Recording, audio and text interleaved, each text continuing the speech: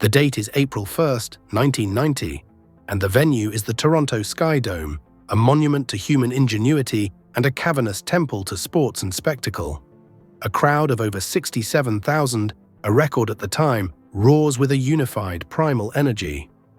They are here for Wrestlemania 6, the grandest stage of them all, the Super Bowl of professional wrestling, a cultural supernova. Legends will be born, legacies cemented, and memories forged that will echo through the ages. But for a man named Steve Lombardi, standing in the shadows of the colossal entranceway, this is something different. It's not about solidifying a legacy or chasing a spotlight. It's about a momentary whisper of recognition, a fleeting chance to breathe the rarefied air of wrestling's zenith, knowing full well that his moment in this very stadium is designed to be invisible to the wider world. He is the Brooklyn Brawler, a character he's worn like a second skin for the last year. He's here to do a job, not for the eyes of those watching on pay-per-view, but for the tens of thousands in the building. He is here to warm up the crowd, to be a human metronome setting the beat for the spectacle to come. His opponent is Paul Roma, a man who will later be half of a tag team called Power and Glory, a man with a future and an angle. The Brawler is just a warm-up act. He's the appetizer before the main course. And as the bell rings, the outcome is not in doubt. It never is. The bout, a dark match, is short. He gets his shots in, he plays his part, but as the final bell tolls, the result is the same as it has been for hundreds of times before. He loses. It's taken 7 long, brutal years to get to this point. 7 years of traveling the highways of North America, of sleeping in cheap motels, of a relentless, soul-crushing parade of defeats. He debuted in 1983, a wide-eyed kid in a company on the cusp of a revolution. Hulkamania was about to run wild, and the World Wrestling Federation was about to become a global phenomenon. But for a guy like Lombardi, it was less about running wild and more about running in place. He was an enhancement talent, a scholarly, more eloquent term for a jobber. His purpose was to make others look good, to take the beating, to sell the offense, and to, in the end, lie down for the 3 count. While the main eventers were signing autographs and selling merchandise, he was the guy in the ring, making sure the next big star looked unbeatable. It was a noble sacrifice, a fundamental part of the wrestling ecosystem, but it was also a career built on a foundation of professional failure. The man behind the Brawler persona was an unlikely candidate for the grind of the wrestling life.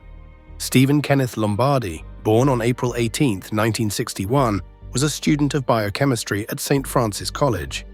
It's a detail that adds a fascinating, almost tragic layer to his story. A mind capable of dissecting molecular structures and understanding the complexities of life itself, choosing instead to dedicate itself to the brutal, beautiful artifice of a wrestling ring, where the only certainty was that you would lose. He entered the Federation at the end of 1983, a heel but a very, very low-level one. His debut match on July 15, 1983 in Queens, New York, against Swede Hansen was, of course, a loss. His television debut on October 29th of the same year against the Iron Sheik ended with him being carried out on a stretcher. It was a baptism by fire, and the fire would never really go out.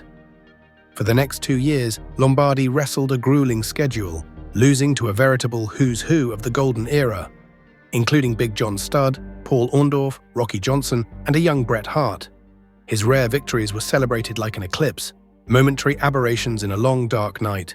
A draw with Jerry Valiant in March of 1984, a pinfall victory over Mad Dog Vachon in July. He even got involved in a mild, almost comedic angle with Hulk Hogan himself, a brief glimmer of hope that quickly faded away. Lombardi, ever the professional, continued on. He became a familiar face to the hardcore fans, the kind of guy who you knew was going to lose, but you respected his ability to take a beating and come back for more. He was a gatekeeper, a human welcome mat for new talent. He was in the ring for the debut of the Killer Bees, Dan Spivey and the Dingo Warrior, a man who would soon be known as the Ultimate Warrior. The pattern was relentless, a cycle of defeats broken only by the occasional win against fellow enhancement talent. By 1987, he had established a short-lived feud with Paul Roma, which ironically would follow him to that dark match at Wrestlemania 6 3 years later. But the Brawler's most significant angle came in 1989. The manager of managers, the brilliant and conniving Bobby the Brain Heenan, had been spurned by his former protégé, the Red Rooster. In a moment of a manager's pride and petulance, Heenan declared that he could make anyone a star. His choice was ultimately Lombardi. The transformation was instantaneous and iconic. Lombardi shed his generic wrestling gear for a torn New York Yankees t-shirt and ripped jeans, a character straight out of a back alley in Brooklyn.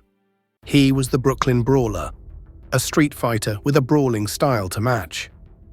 Heenan, a master of psychology, guided him through a feud with the Red Rooster.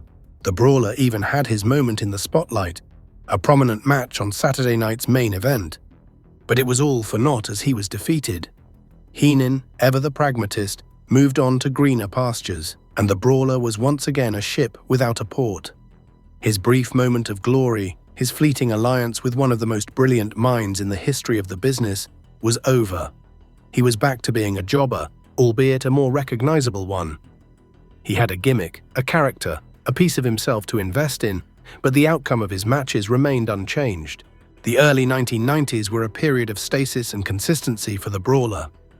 He wrestled on primetime wrestling and superstars of wrestling, losing to everyone from Tugboat to the newly arrived Shane Douglas. He became the perennial dark match performer on pay-per-views, the human curtain raiser. He was there at the Royal Rumble in 1990, Wrestlemania 7 in 1991, and the Royal Rumble again in 1992. Always there, always a professional, and always losing. His win-loss record was a statistical anomaly, a testament to his longevity and his role as the consummate professional. He was the one you could count on to show up, to put in the work, and to put over the next guy. He was a human-sized welcome wagon. He was in the ring for Ricky the Dragon Steamboat's return, and years later for the debut of a young Dwayne Johnson, a man who would one day become The Rock. Johnson, in his autobiography, would speak of the Brawler with immense respect, acknowledging his professionalism and his role as an unsung hero of the business. Lombardi wasn't just a wrestler, he was a teacher, a guide, a silent mentor to a generation of superstars. But the Brawler's story isn't just one of relentless defeat, it's also a story of resilience and adaptability. In 1993, a decade into his career, he went on his longest winning streak to date. He also adopted a series of short-lived, almost comical gimmicks. He was MVP, a baseball player straight out of the Warriors. Then he was Doink the Clown, a mischievous character with a tragic backstory. He was even Kim Chi, the handler for the monstrous Kamala. He would always return to the Brooklyn Brawler, his default setting, the character that defined his career. In 1994, with the Major League Baseball strike looming, Lombardi was given another gimmick, a persona born of public frustration. He became Abe Knuckleball Schwartz, a baseball player in a jersey with his face painted like a baseball. It was a commentary on the state of sports, a fleeting attempt to capitalize on a real-world event. But like all his other gimmicks, it was short-lived. He lost to Bob Holly and a young PJ Walker, and soon he was back to being the Brawler, the most reliable professional in the entire company. The mid-1990s were a quiet period for Lombardi. The company was in a period of transition, and he, a relic of a bygone era, saw his appearances become more sporadic. He was the last man standing among his class of enhancement talents. And yet, in 1997, 14 years into his career, he had his biggest moment. In a battle royal at Madison Square Garden, he won. He earned his first ever title opportunity against Shawn Michaels. He walked out to the ring to the iconic strains of Frank Sinatra's New York, New York, and for a few minutes he was not a jobber, he was a challenger. He dominated the champion, showcasing a side of his in-ring ability that the public had rarely seen. He lost, of course, after Triple H and Chyna interfered, but the match was a testament to his professionalism and his quiet, unyielding talent. After 1998, Lombardi retired from full-time active competition. He became a road agent, a behind-the-scenes guru, teaching the next generation the nuances of the business. He made sporadic in-ring appearances, but his primary role was now to guide others. But the Brawler's journey wasn't over. In 2005, during the feud between the New York Yankees and the Boston Red Sox, he shed his Yankees gear and became the Boston Brawler. It was a brief, satirical nod to the Red Sox victory, a testament to his ability to adapt and to entertain. He was a master of the small moment, of the quick cameo, of the one-off appearance that would make fans smile. He appeared at Wrestlemania 17 as Kim Chi in a Gimmick Battle Royal. He appeared at the 15th anniversary of Raw as Abe Knuckleball Schwartz. He even had a match against Ezekiel Jackson on a special Raw Goes Old School episode. His final major in-ring moment came in 2012 at the TLC pay-per-view in Brooklyn, the very borough his character was named for. He teamed with The Miz and Alberto Del Rio to defeat the Stable 3 MB.